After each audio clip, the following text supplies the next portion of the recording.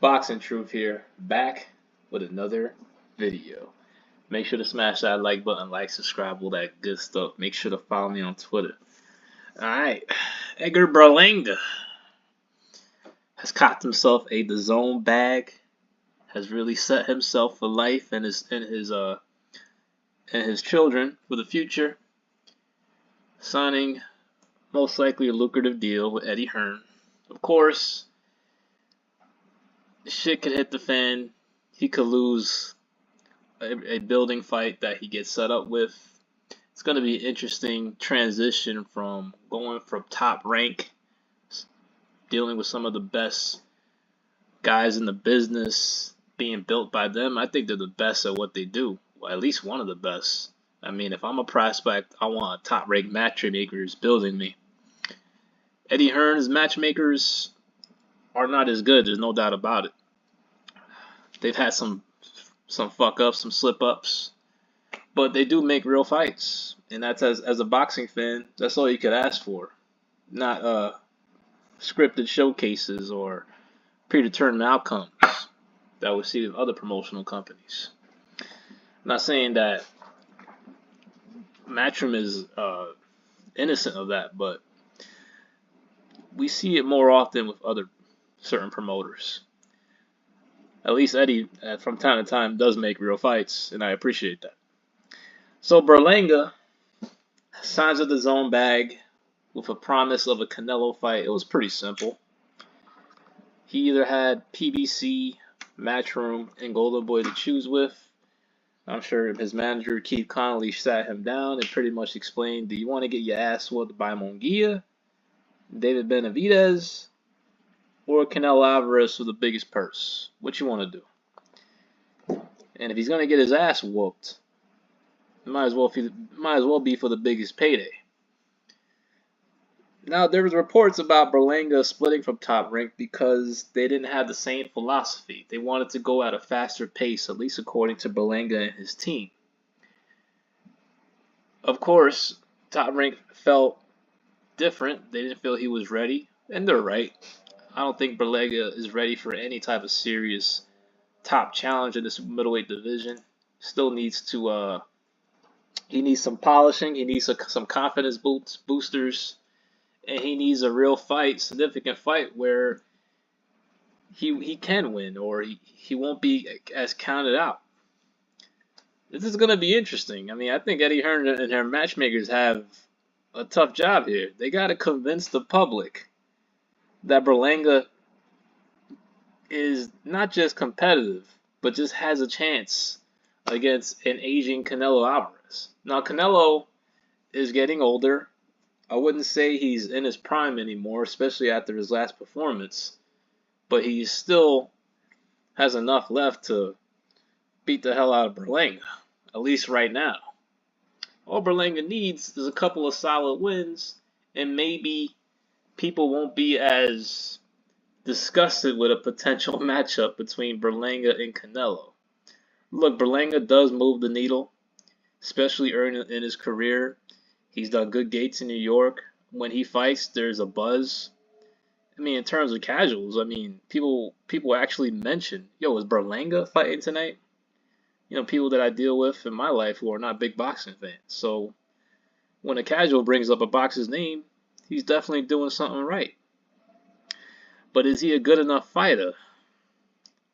His last few performances suggest that he is not. Berlanga has really fallen off the cliff, especially when he was on that terrific knockout first round KO streak. I mean, he was really creating that Mike Tyson type awe. Even though he was knocking out nobodies, it was still impressive with the way he was dispatching a lot of these opponents. A little slight step up, and he's going the distance with the Desmond Nicholsons and the Billy Joe Saunders leftovers of the world. Like this Argentine guy he fought, a Mexican dude, forgot. Went the distance. I think Saunders stopped this dude. Steve Rolls, Golovkin leftovers. I mean, he's had 4 straight shit performances. Decision wins, getting dropped, his KO streak coming to an end. and he's coming off his most recent outing, another bad performance. It was a shit fight, shit performance. He didn't look good. Just the confidence is not what it once was, especially when he was knocking all these guys out. I don't see the same step. I don't see the same up in his step. I don't see the same velocity in his punches. Just seems like he goes a distance, and all of a sudden the confidence is completely shattered, especially getting dropped by this guy. Going the distance with Steve Rolls. It's not a confidence boosting type fight. So it's going to be interesting to see how Matchroom is going to match him to even convince some of the public that he is capable of a Canelo fight. It's tricky, man. This is tricky. Let me see. Let me figure out who they might match him up with. Let's see. I could see a John Ryder fight in his future if Canelo beats, does the business. That would probably be later on though, depending what happens in this fight.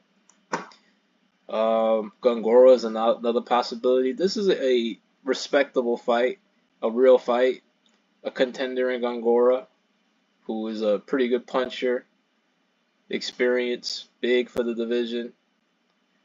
And it will be a good test to see where he's at least at world level. So that's a possibility. I would like to see a Shane Mosley Jr. for Berlanga as well. Mosley's a tough fighter, experience, been in there with solid guys. He's battle tested. He's a decent contender. I would say it's a decent first fight, but they would have to do a co-promotion with Golden Boy. Gab Rosado is another test, but he's very beyond faded and 37. It looks like he's going to be fighting Israel Ramirez. But that's not the type of fight that's going to get people excited about Canelo. So it's going to be interesting who they match him with. I don't see any huge names or any really big fights on the Matchroom side to really convince people that he even has a chance of prayer against Canelo. He needs to fight someone like this and knock him out to really get people even remotely somewhat excited. But how, what's the possibility of this? Most likely none. So, good luck to Berlanga. He made his decision. He's got a DAZN bag. Now he just needs to cash that lottery ticket, the full course of it. Get past these showcase fights or whatever fights Matchroom puts him in with, and then maybe he gets a big one.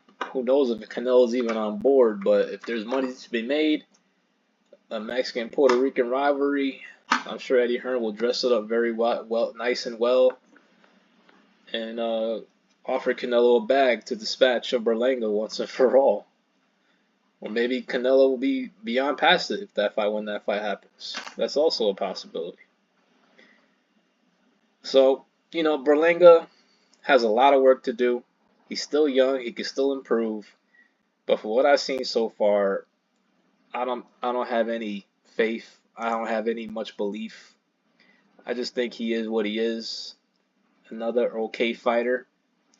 And unfortunately, Puerto Rico is still looking for the next Trinidad, still looking for the next Miguel Cotto. And Berlanga, from what I've seen so far, even though he's got the swag, he's got the fighting style, and he has the look even, unfortunately, he just doesn't have the skill set of a Trinidad or even the goods of Miguel Cotto. So, good luck to him, man. We'll see what Eddie dishes out for him for his first couple of fights with Matchroom. This is Boxing Truth. I'm out.